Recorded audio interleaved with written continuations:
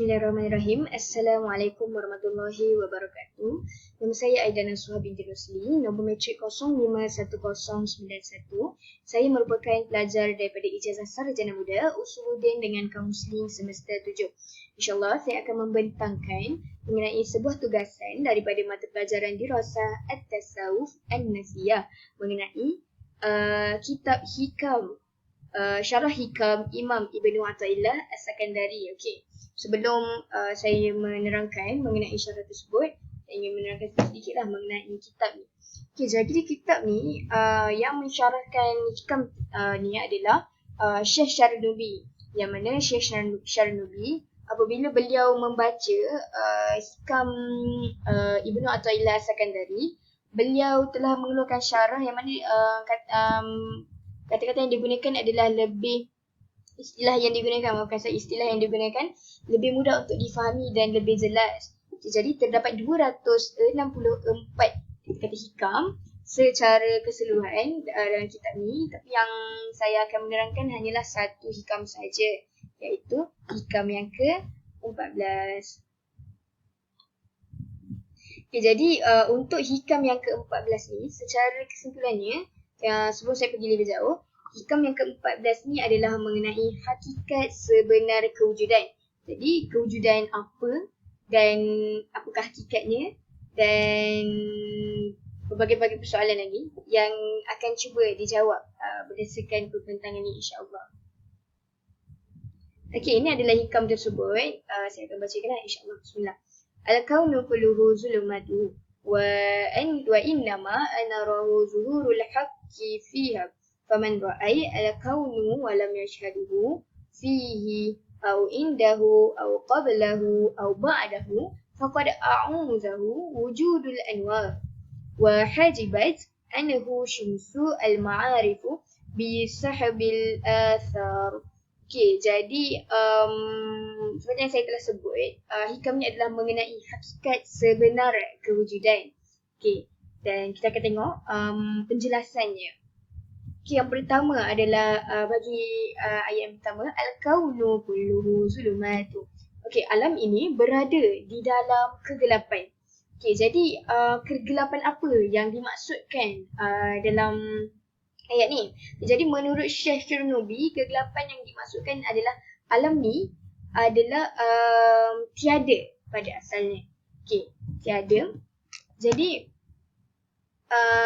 makhluk ni kalau dilihat daripada zat diri alam, ianya merupakan zat kegelapan ataupun tak ada lah. Kegelapan tu maksudnya tiada, simbolik kepada tiada. Kenapa pula tiada? Kerana ia tak boleh wujud melainkan ada yang mewujudkannya. Maksudnya tak boleh wujud dengan sendiri, kecuali kalau ada yang mewujudkannya, ada yang menciptakannya. Dan kalau kita baca secara literal, kita memang tak akan dapat faham apa yang dimaksudkan sebenarnya, kan? Okey, seterusnya adalah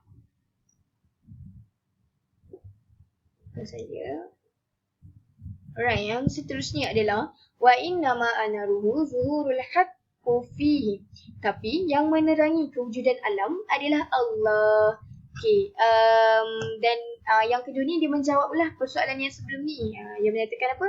Alam ni tak akan wujud dengan sendirinya tanpa ada yang menciptakannya. Jadi siapa yang menciptakannya? Allah lah yang menciptakannya. Jadi Allah telah menciptakan dan memperkenalkan kepada makhluk mengenainya serta berkuasa untuk meniadakannya. Maknanya Allah berkuasa untuk menciptakannya dan juga berkuasa untuk meniadakannya. Seperti manusia lah.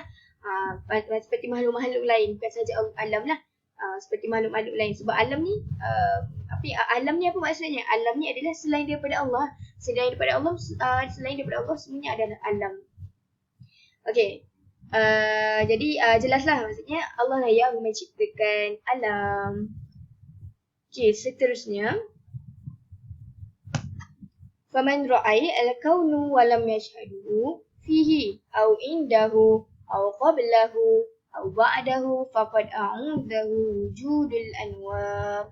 Oleh itu, siapa yang melihat alam tetapi tidak melihat kewujudan Allah ketika melihat alam, maka telah hilang daripadanya kewujudan cahaya Allah.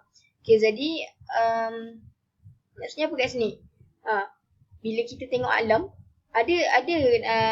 diceritakan juga mengenai peringkat-peringkat keimanan seseorang tu, yang mana menurut Imam Syurnubi terdapat 4 peringkat. Okey, peringkat pertama ataupun peringkat yang tertinggi adalah apabila seseorang melihat alam. Apabila dia melihat alam, dia melihat Allah dulu sebelum daripada dia melihat makhluk. Sebab apa? Sebab dia yakin yang makhluk tu adalah ciptaan Allah. Maksudnya apabila dia melihat sesuatu, dia lihat Allah dulu, baru dia lihat benda tu. Okey, itu adalah peringkat yang paling tinggi lah. Okey, yang kedua adalah yang rendah sikit daripada peringkat yang pertama tadi, iaitu dia melihat kewujudan Allah selepas daripada dia melihat kewujudan makhluk. Lepas dia tengok, okey, makhluk ni, contohnya dia tengok kucing. Jadi bila dia tengok kucing tu, okey, ada Allah lah yang menciptakannya. Berbeza dengan tadi, dia nampak Allah dulu, baru dia nampak makhluk. Nampak Allah ni maksudnya melihat kebesaran ataupun kesan-kesan Allah, kesan-kesan kebesaran Allah. Okey, peringkat yang ketiga adalah mengenai dia melihat makhluk beserta dengan dia melihat Allah. Bila tengok ada, oh Allah lah yang menciptakan. Okey, itu adalah peringkat ketiga. Dan peringkat yang terendah ataupun peringkat yang keempat adalah dia melihat makhluk tapi dia tak nampak Allah, dia tak nampak kesan-kesan Allah tu, dia tak nampak kebesaran Allah di sebalik makhluk tu. Maksudnya dia sekadar melihat saja makhluk tu. Dia sekadar melihat, oh pokok, dia sekadar melihat, oh gunung. Tapi dia tak nampak, oh Allah lah yang menciptakannya, dia tak nampak benda tu. Na'udzubillah min zalik lah. Okey, jadi terdapat empat peringkat aqsamun nas fi syuhudi tajliyat al-haqq ta'ala. Maksudnya ada 4 jenis penyaksian manusia ni. Okey, yang pertama adalah yang ni adalah peringkat yang dilalui oleh individu yang beriman dan mukmin. Macam tadi peringkat yang saya sebut tadi ada peringkat-peringkat yang memang beriman orang ni. Tapi yang ini adalah dia beriman, dia mukmin.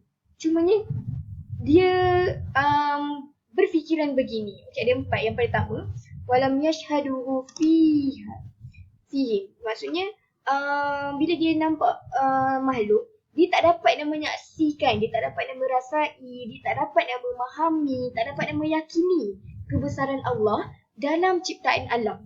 Macam peringkat keempat tadilah, macam saya sebut tadi. Bila dia nampak alam, dia tak dapat nak rasa Allah lah yang dia tak dapat nak rasa, dia tak dapat nak menyaksikan. Sebab tu dia sebut yashhaduhu, tak dapat menyaksikan yang Allah ada di sebalik penciptaan tersebut. Dan dikatakan bahawa peringkat ni samalah kedudukannya dengan orang yang tidak beriman, na'udzubillah min zalik, iaitu orang kafir.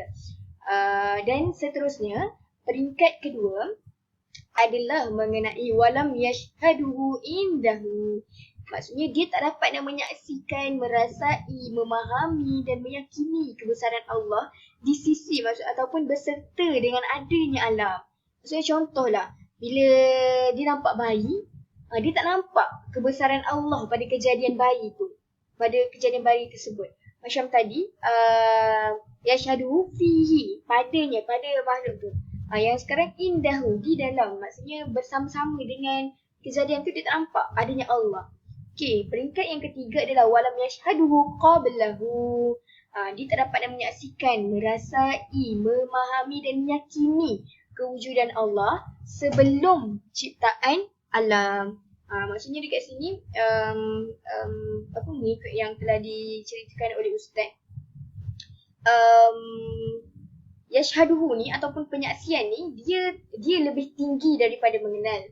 Maksudnya kalau kita sekadar mengenal sajalah, kita tidak meyakini. Tapi yang ni kita betul-betul meyakini. Jadi golongan-golongan ni dia tak dapat nak meyakini benda tu. Maksudnya contohlah kan, yang ni sebelum ciptaan alam. Maksudnya contoh, sebelum bayi dilahirkan, dia tak nampak yang Allah yang berkuasa untuk menjadikan bayi tu sebelum bayi dilahirkan. Sebab ni qablahu kan.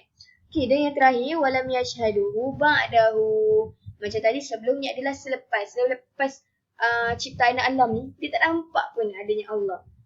Jadi empat-empat peringkat ni dia lebih kurang je. Cumanya yang pertama fihi, bersama-sama. Yang kedua indahu, yang ketiga qablahu, dan yang keempat ba'dahu.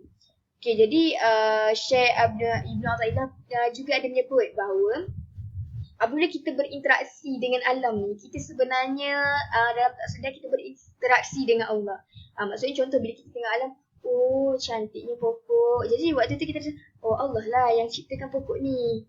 Jadi itulah antara interaksinya apabila kita melihat sesuatu tu dengan kacamata akhirat, insya-Allah.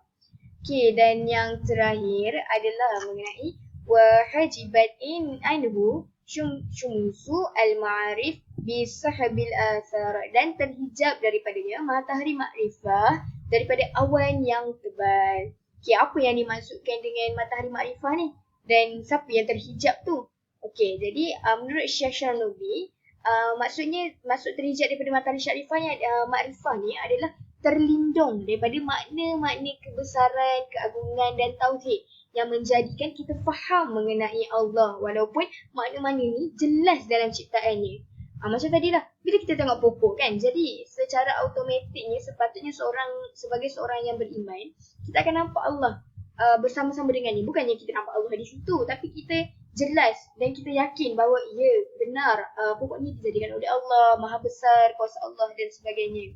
Tapi ada golongan yang dia terlindung daripada melihat dan merasai kebesaran-kebesaran ni walaupun jelas menunjukkan makna-makna tersebut dalam penciptaan dalam ciptaan Allah Subhanahu Wa Taala, dalam apa yang diciptakan oleh Allah.